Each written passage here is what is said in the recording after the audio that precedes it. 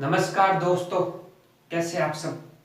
Last class में हमने बिजोलिया किसान आंदोलन की शुरुआत की थी और हमने बिजोलिया का इतिहास क्या था उसके बारे में बात की थी। बिजोलिया का प्राचीन नाम क्या है या बिजोलिया शिलालेख में बिजोलिया के बारे में क्या मिलता है उसके बारे में हमने बात की थी। और बिजोलिया राणा सांगा से कैसे अशोक परमार के पास आया और आगे कैसे राव के पास आए उसके बारे में हमने बात कर ली थी।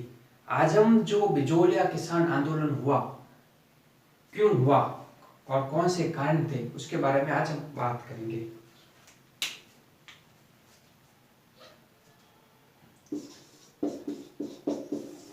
तो हम बिजोलिया किसान आंदोलन के कारण से पहले देखते हैं कि बिजोलिया किसान आंदोलन की स्थिति कब तक ठीक थी। देखो, बिजोलिया जो मेवाड़ में जो राणा सांगा थे उस समय राणा सांगा के समय ये सैनिक का ठिकाना था, फिर भी आगे भी ये सैनिक का ठिकाना रहा। फिर राणा सांगा के बाद अशोक परमार के पास आया। फिर मराठों ने अपने लूटपाट करते रहे और अपने अंडर में ले लिया। फिर राव केशव दास ने मराठों से मुक्त करवाया था और जागीरदार को राव कहा जाता है बिजोलिया में। फिर गोपीदास राव बने 1854 तक। तो लास्ट राव गोपीदास 1854 तक रहे। यहाँ तक किसानों की स्थिति एकदम ठीक थी और इसके बाद में स्थिति परिवर्तन होने लगी। तो हम देखेंगे कि स्थिति कैसे परिवर्तन हुई और कौन से कारण थे जिनकी वजह से बिजोलिया किसान आंदोलन हुआ। तो अगर हम पहला कारण इसमें ले सकते हैं कि जागीरदार किसान संबंध। पहले क्या जागीरदार और किसानों के मध्य एक अच्छे संबंध थे। जागीरदार किसानों के अधिकारों की रक्षा करता था, उसकी मदद करता था और हर समय सहायता करता था। फिर जागीरदार और किसानों के मध्य संबंध में कटुता आ गई, संबंध खराब हो गए। तो प्रश्न आता है कि संबंध क्यों खराब हुए। तो राजस्थान में मराठे हमले होने लगे। तो इन्हीं मराठों के हमलों से बचने के लिए अपने राजस्थान के राजाओं ने सहायक संधियां की और सहायक संधियों के माध्यम से अंग्रेजों का राजस्थान में आंतरिक मामलों में हस्तक्षेप होने लगा और रियासतों में पीए का पद सृजित हुआ और ये पीए जागीरदारों से संबंध बना लिए और उन पर दबाव डालने लगे। और जागीरदार जो थे अपने पश्चिमी संस्कृति अंग्रेजों की संस्कृति अपनाने लगे। अंग्रेजों की संस्कृति मतलब कि जैसे अंग्रेज रहते थे उनका जैसे अंग्रेज रहते थे उन हिसाब से रहन सहन करने लगे। भोग विलासिता की वस्तु में डूबने लगे। अपने बच्चों को अंग्रेजी स्कूल में भेजने लग गए और उनके रहन सहन में परिवर्तन आ गया। तो मतलब कि देखा देख अंग्रेजों की तरह लाइफ बिताने लग गए। तो इस लाइफ के लिए उन्हें पैसे चाहिए और पैसे कहाँ से लाए। तो इन्होंने किसानों का शोषण करके किसानों पर बहुत से टैक्स लगा के पैसों लिए। तो हम कह सकते हैं कि जागीरदार किसान संबंध के बीच में अंग्रेज आ गए और अंग्रेजों के दबाव के कारण इनके संबंध खराब हो गए और धन अधिक मात्रा में चाहिए इसलिए किसानों पर टैक्स लगाने शुरू कर दिए। एक तो हम कह सकते हैं कि भाई जागीरदार किसानों के संबंध खराब हो गए। क्यों हुए? अंग्रेजों की वजह से। जागीरदार अंग्रेजों की भोग विलासिता में डूबने लगे, उनकी संस्कृति को अपनाने लग गए, जिसकी वजह से। दूसरा कह सकते हैं कि उस समय की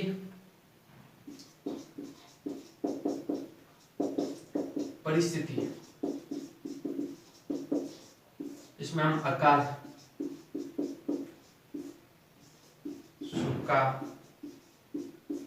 देखने को मिलता है। राजस्थान में हमेशा तीसरे या चौथे वर्ष में अकाल या सूखा बरसात की कमी होती है, जिससे फसल अच्छी नहीं हो पाती। तो कह सकते हैं कि अकाल व सूखा की वजह से अच्छी फसल नहीं हो पाती थी। अगर थोड़ी बहुत फसल होती, वो किसान जागीरदार को टैक्स के रूप में दे देता, अपने परिवार का संचालन सही ढंग से नहीं कर पाता, इसलिए वो पैसे लेता उधार, और एक समय आता कि साहूकारों को अपने पैसे भी वापस नहीं दे पाता, गरीबी की बोझ में दबता गया। तो हम कह सकते हैं कि उस समय की समकालीन परिस्थिति अकाल और सूखा की वजह से सही ढंग से अपनी फसल नहीं हो पाती, और जागीरदारों को तो भी दबाव आता कि आप टैक्स दे, भले ही आपकी फसल हो या ना हो, हमें अकाल व सूखा से कोई मतलब नहीं, हमें तो अपना टैक्स चाहिए। तो हम कह सकते हैं कि उस समय की जो समकालीन परिस्थिति थी, उसकी वजह से ही किसानों ने आंदोलन किया, अकाल व सूखा की वजह से।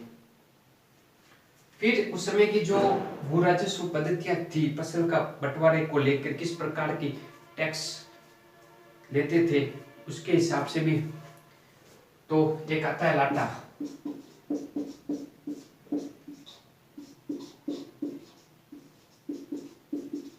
तैयार की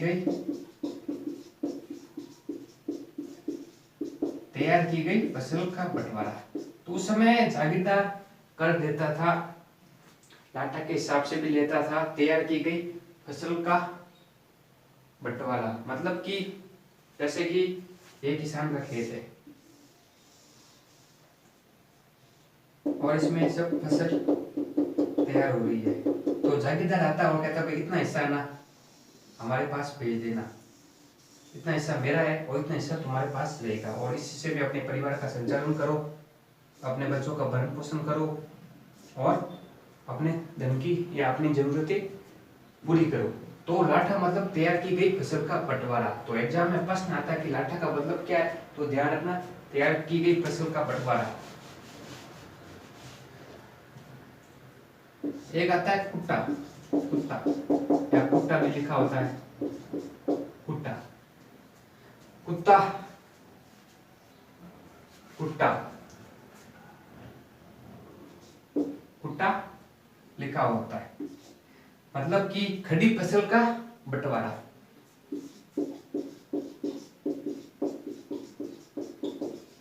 किसानों की ने बीज दे दिया और फसल खड़ी हो गई, तो जागीरदार आता और खड़ी फसल का बंटवारा होता कि भाई ये खेत है, इतनी फसल खड़ी है, तो इतनी फसल जागीरदार कहता कि मुझे भेज दो, इतनी तुम रखो।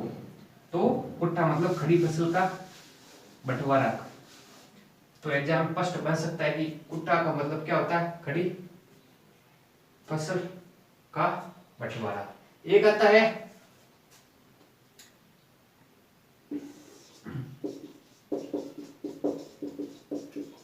लाख बटाई, मतलब कि फसल सब तैयार हो गई और फसल को इकट्ठा कर दिया, और इकट्ठा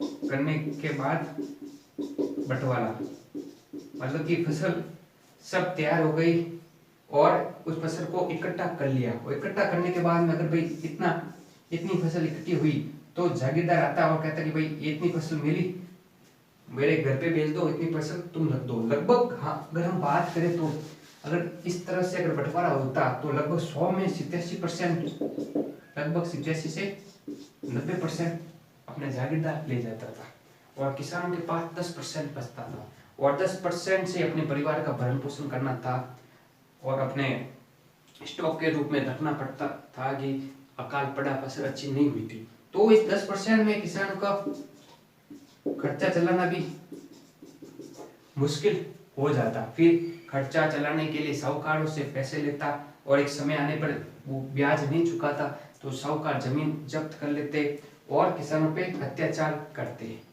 तो ये हो गई। एक था बेगार, बेगार पता कि मतलब उस समय मजदूरों वो किसानों से काम करवाया जाता, परंतु जागीरदार पैसे नहीं देते, फ्री में काम करवाते थे, मतलब कि थैंक यू के बदले में काम करवाते थे।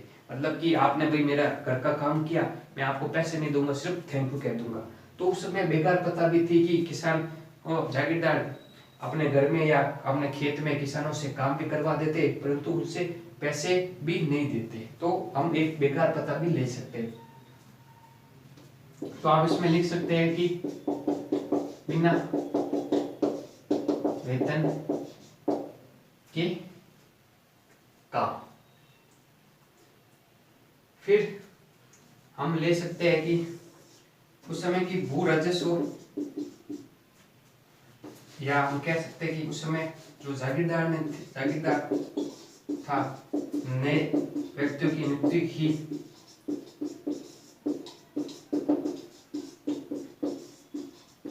और उस सब का जो पैसों का भार था किसान पे डाल दिया। मतलब कि जागीरदार ने नए व्यक्तियों की नियुक्ति की और जो भी खर्चा आता था उसका किसानों पे दबाव डाल देते थे। अपने जितना भी कोई प्रोग्राम होता एसएन का या कोई पार्टी सार्टी होती तो किसानों पे जागीरदार खर्चा डाल देते थे। तो मतलब कि हम ये इतने कारण देख सकते थे कि इन कारणों की वजह से ही किसानों ने जागीरदार के खिलाफ आंदोलन किया। तो इसके बाद में जागीरदार गोपीदास तक तो ठीक था, फिर राव कृष्णदास, तो इसके समय में व्यवस्था खराब होने लगी। तो हम इतने कारण लिख सकते थे, मतलब कि लगभग 100% में लगभग 87 से 90% जागीरदार ले जाता था और जागीरदार भी आगे अपने अंग्रेजों को भेजता था। जागीरदार अंग्रेज अपने गवर्नर जनरल को आगे भेजता था। कुछ हिस्सा जागीरदार रखते थे, कुछ हिस्सा राजा रखते थे, कुछ हिस्सा पीए रखते थे, कुछ हिस्सा गवर्नर जनरल रखते थे। मतलब यूं एक श्रृंखला के रूप में चलता रहता था। तो हम बिजोलिया किसान आंदोलन हुआ उसके कारण ये ले सकते। पहला, उस समय की समकालीन परिस्थितियां, अकाल व सूखा पड़ता था राजस्थान में, हर तीसरे या चौथे साल में अकाल पड़ता था, अच्छी बरसात नहीं हो पाती, अच्छा चारा नहीं हो पाता, जिससे पशुओं को चारा नहीं दे पाते, अगर फसल अच्छी नहीं होती तो अपने घर का सही ढंग से संचालन नहीं कर पाते। जागीरदार पैसे या मतलब कि लगान वो कर लेते थे, भली फसल हो या न हो। इससे किसान गरीब और गरीब होता गया और बहुत सी समस्या आने लगी। जागीरदार किसान संबंध, पहले जागीरदार और किसानों के मध्य अच्छे संबंध थे। जागीरदार किसानों की हर समय मदद करता, अगर अकाल व सूखा पड़ता तो जागीरदार कर में छूट भी देता और कुछ अपने हिसाब से कुछ पैसे भी देता, कुछ वस्तुएं भी देता। फिर अंग्रेज आने के बाद में इन संबंधों में कठोरता आ गई, जागीरदार भोग विलास में डूबने लगा, पश्चिमी संस्कृति को अपनाने लगा। तो हम कह सकते हैं कि जागीरदार और किसान बीच में संबंध में कठोरता आने लगी। और फिर ये कारण ले सकते हैं कि जागीरदार ने नए व्यक्तियों की नियुक्ति की, किसानों की एकता को तोड़ने का प्रयास किया और जो नए व्यक्तियों की नियुक्ति की इनका वेतन भी किसानों के ऊपर डाल दिया गया। फिर लाठा, जो तैयार की गई फसल का बंटवारा होता था वो सही ढंग से नहीं हो पाता था, लगभग 87 से 90% जागीरदार ले जाता था।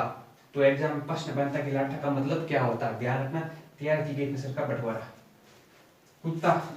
कुट्टा, खड़ी फसल का बंटवारा, अगर खेत में फसल खड़ी हो गई तो जागीरदार आते थे मनमाने ढंग से या गलत हिसाब से, कुत्ता के हिसाब से ज्यादा फसल का बंटवारा करके अपने साथ ले जाते थे, जिससे कि किसानों को अपना सही धन व फसल भी नहीं मिल पाते।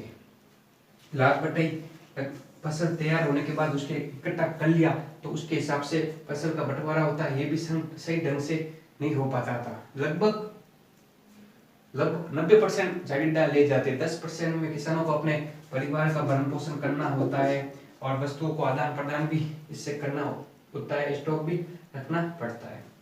फिर आगे बेकार प्रथा, बिना वेतन के काम, जागीरदार अपने खेत में या अपने घर में किसानों को बिना वेतन के काम करवाया जाता था, उनको किसी प्रकार का पैसे नहीं दिए जाते थे, ज्यादा से ज्यादा काम करवाया जाता और ना पैसे दिए जाते।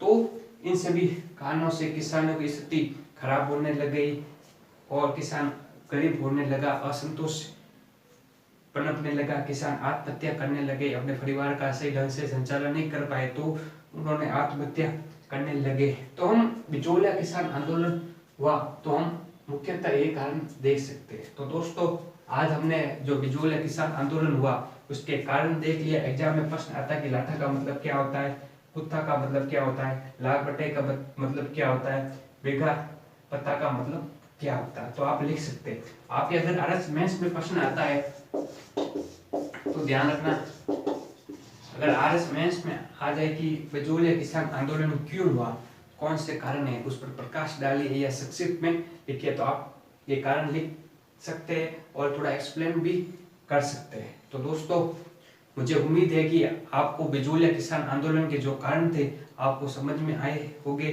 तो मिलते हैं अपने अगले वीडियो में। जय हिंद, जय भारत।